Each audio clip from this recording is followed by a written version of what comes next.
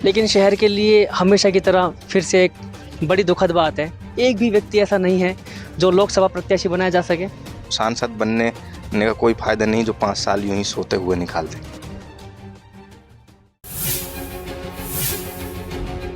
देश में लोकसभा चुनाव अब नजदीक है। बीजेपी की ओर से टिकट घोषित करने के बाद अब चुनाव का बिगुल बज गया है।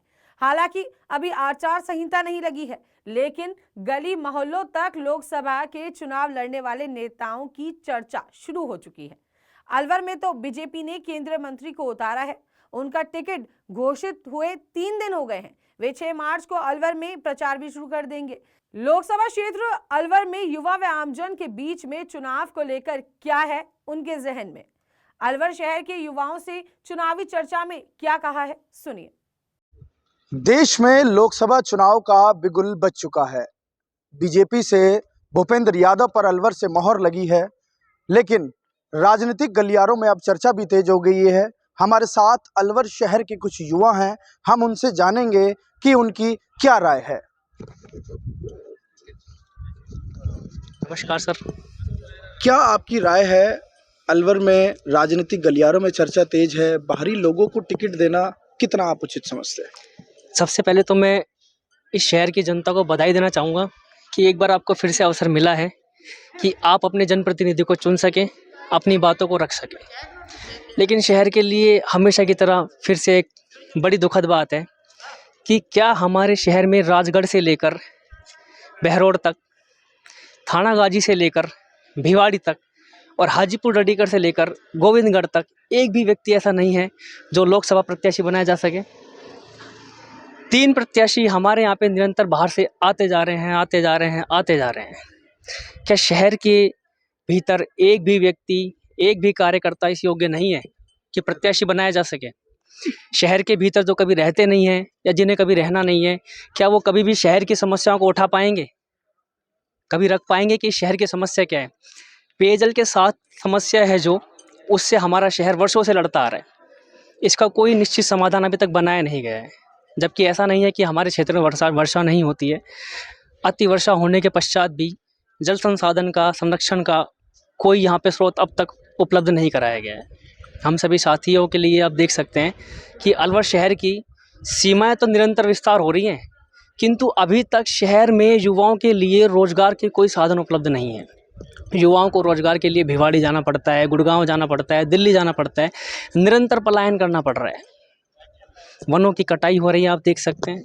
मैं एक चीज़ में इस विषय में सबसे बड़ा अहम सवाल है कि बीजेपी सनातन को लेकर, हिंदू धर्म को लेकर चुनाव लड़ती आई है। आप इसके बारे में भाई युवा अपनी राय क्या रखेगा कि विकास को वोट देगा या फिर सनातन के नाम पर वोट देगा? देखिए, ये एक निजी राय है।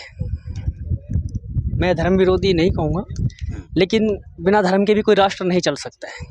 और रही बात सनातन की, तो सनातन राष्ट्र की नींव रहा है। लेकिन धर्म के नाम पर चुनाव अगर कोई भी पार्टी लड़ रही है तो वो उसका मुद्दा है, लेकिन आम जन को सोचना है कि हमें किस किस मुद्दे को लेकर किस प्रत्याशी को अपना मतदान करना है या नहीं करना है। हमारे साथ एक सज्जन और हैं जो पूरे राजस्थान में वकील हैं, सबसे कम हाइट के हैं। हम इनसे भी आपकी बात कराएंगे। इरशाद जी, आप बताइए कि क्या देश में सचमुच बेरोजगारी है? जी बिल्कुल, बेरोजगारी है।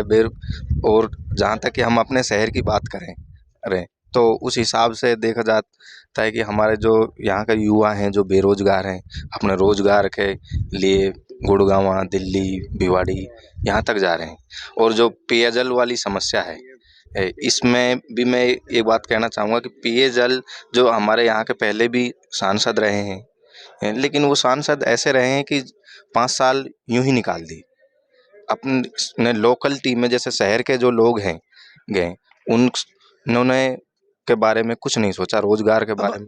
अब आप कैसा सांसद चाहते हैं, ये बताइए। मैं ऐसा सांसद चाहता हूं कि जो अलवर जिले का विकास में पेयजल और रोजगार के साधन उपलब्ध कराए।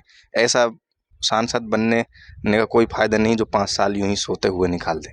जैसे इससे पूर्व में रहे थे बालकनाथ जी, तो उन्होंने क्या किया जनता जानती है। तो जनता किस बेस से वोट करेगी? बाकी जाति धर्म वाली राजनीति तो ये तो पार्टियां करती हैं, और लेकिन जो युवा हैं, पढ़े लिखे हैं, तो उनको ये चीज़ सोचना चाहिए कि हम जिस समाज में रह रहे हैं, हम सब जाति धर्म के लोग रहते हैं साथ में। मैं वर्षों से हमारा हिंदुस्तान में सर्वे समाज एक साथ रहा है, तो जाति धर्म को भूल जाइए। और ये जो सनातनी हिंदू मुस्लिम, इससे कहीं के राजनीति नहीं होती। राजनीति को विकास की दृष्टि से देखो और उस प्रत्याशी को ही वोट दो जो विकास में भागीदारी निभाए। अच्छा, इन्होंने कहा कि बेरोजगारी सबसे बड़ा मुद्दा है। आप क्या कहेंगे? सरकार कहती है कि अर्थव्यवस्था में हमारा देश जो है वो 5वें नंबर पर आ गया है, क्या कहना चाहेंगे?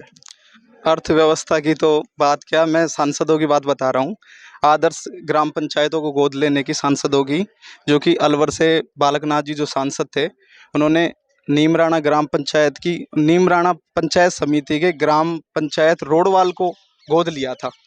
आज भी उन जो ग्राम पंचायतों को जो सांसद गोद ले रहे हैं, उनमें ही मूलभूत जो आवश्यकताएं होती हैं, सड़क, बिजली, पानी, उनकी आवश्यकताओं की पूर्ति नहीं हो रही। और हम पूरे जो अलवर डिस्ट्रिक्ट है, उनकी समस्याओं की क्या बात करें। जब उन्होंने गोद लिए, वही मूलभूत आवश्यकताएं नहीं हो पाई, कैसे बात करें अब बताओ। बाहर का जो बालकनाथ जी थे, वो भी बाहरी थे, और उनसे पहले चांदनाथ जी थे, फिर बाहरी आ गए। फिर बाहरी आ गए। हम कैसे अलवर डिस्ट्रिक्ट की बात करें विकास के मुद्दे पे। बीजेपी से टिकट फाइनल होने के बाद केंद्रीय मंत्री भूपेंद्र यादव कल अलवर पहुंचेंगे। अब देखना यह है कि कांग्रेस किसके ऊपर दांव खेलती है। क्या कांग्रेस किसी यादव नेता को उतारेगी लोकसभा चुनाव में, या फिर खुद भंवर जितेंद्र सिंह चुनाव लड़ेंगे? देखते रहिए पंजाब केसरी अलवर।